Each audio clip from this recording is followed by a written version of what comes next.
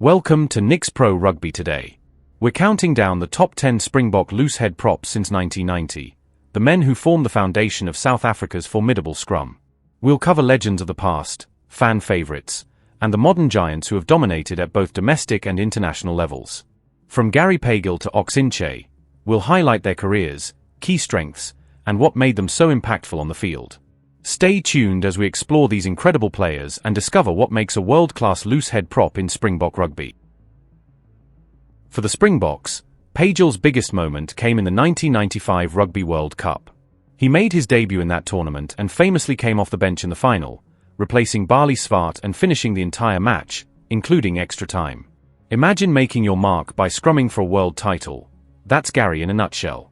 He didn't get many test caps after the World Cup, but he still played in a few tour games and remains one of the most respected looseheads from his era. Gary's strengths were clear: powerful scrummager, massive work rate, and calm under pressure. He was also reliable with ball in hand and could even cover tight head when needed. His weaknesses were mostly mobility and the fact that he never had a long international career. I give him a 7.6 out of 10. Next. For the Springboks, Robbie Kempson made his test debut in 1998 against Ireland. He quickly earned the starting number 1 jersey, helping South Africa to wins over Wales and England. Although he missed the 1999 World Cup, he returned to the national side for the 2003 Tri-Nations. His international career was solid but brief, ending after the heavy defeat to Australia in 2003. Robbie's strengths included a reliable scrummaging technique, great work rate, and toughness in tight play. He wasn't the flashiest prop, but he got the job done and could adapt well to different teams and systems. His weaknesses was that his international career was limited, injuries occasionally disrupted his rhythm, and he wasn't much of a ball carrier in open play, giving him a 7.8. For the Springboks, Ollie le Roux made his debut in 1994 against England and went on to earn 54 test caps, making him one of the most capped props of his era. He played in the 1999 Rugby World Cup and was part of the 98 Tri-Nations winning squad. Fun fact, he previously held the record as the youngest prop ever to play for the Springboks, a title that has recently been taken by Zachary Porthing. Le Roux's strengths were clear: immense scrummaging power, a surprisingly high work rate, and outstanding consistency at international level for many years. Weaknesses: he wasn't the most agile prop and didn't offer much in terms of offloading or flashy ball skills. I give him a 7.9. Next up is Gerhardt Steenekamp, a rising force in the Springbok front row. He's a tall, powerful prop who currently plays for the Bulls. Although he's only earned 15 test caps so far, most of them coming off the bench, he tends to make a massive impact whenever he hits the field, especially in the scrum. Steenekamp has already won a Currie Cup in 2021 and was named Bulls URC Player of the Year for the 2022-23 season. On the field, he's known for his huge scrummaging power, clean-outs at rucks, and solid defensive work. Essentially, if the opposition sees him coming, they know a serious shove is on its way. His strengths are obvious: scrummaging dominance, defensive reliability, and effectiveness at the breakdown. However, being mostly a bench player so far, he's still building his international experience and consistency at test level. I give him a solid 8.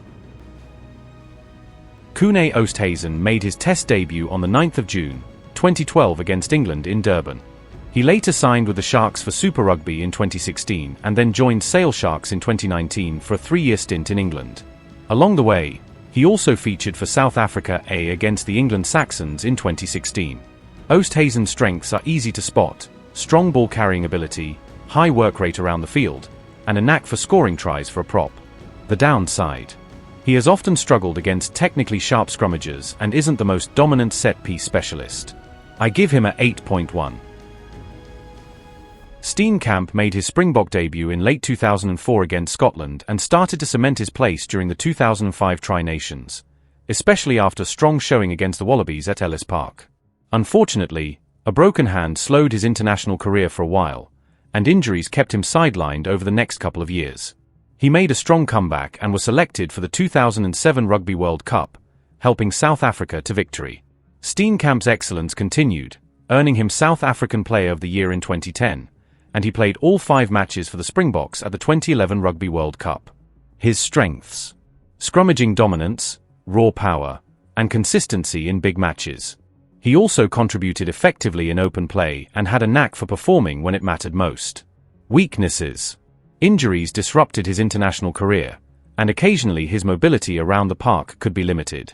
I give him an 8.5. On the international stage, Kitshoff was part of some of the most successful South African squads in history.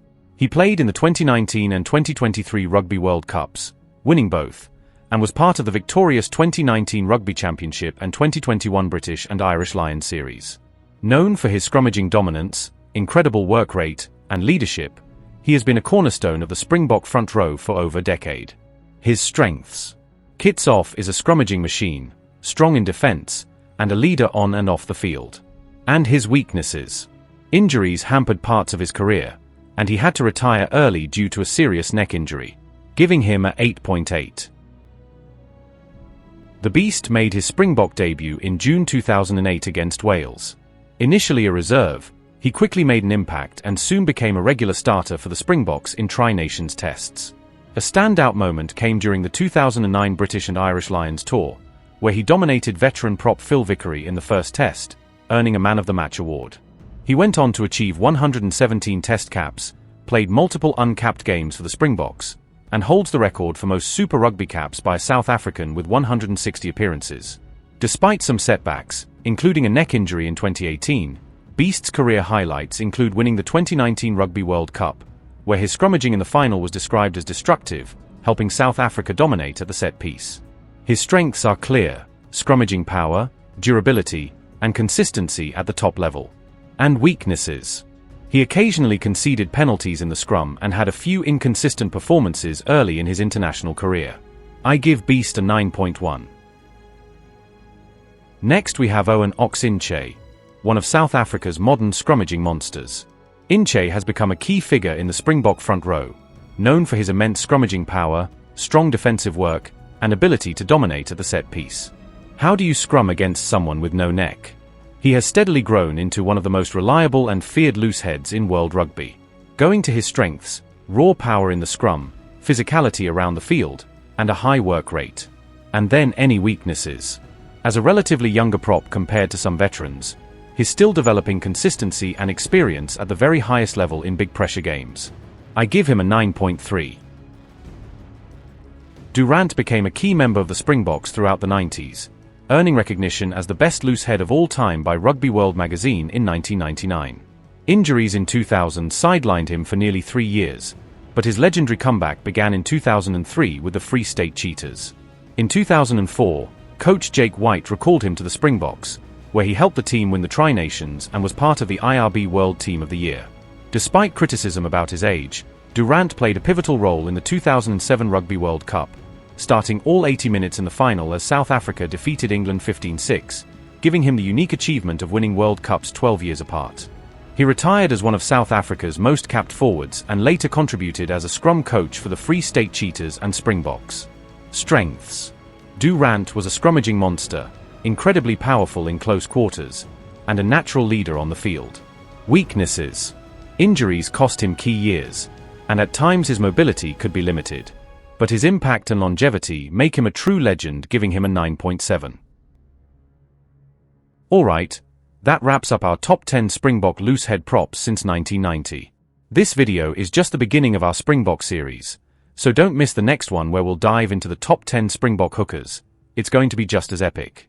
Now we want to hear from you. Who do you think was the best loosehead of all time? And do you think Ox Nché has what it takes to eventually become the world's best loosehead in the future? Drop your thoughts in the comments below, and let's get the discussion going.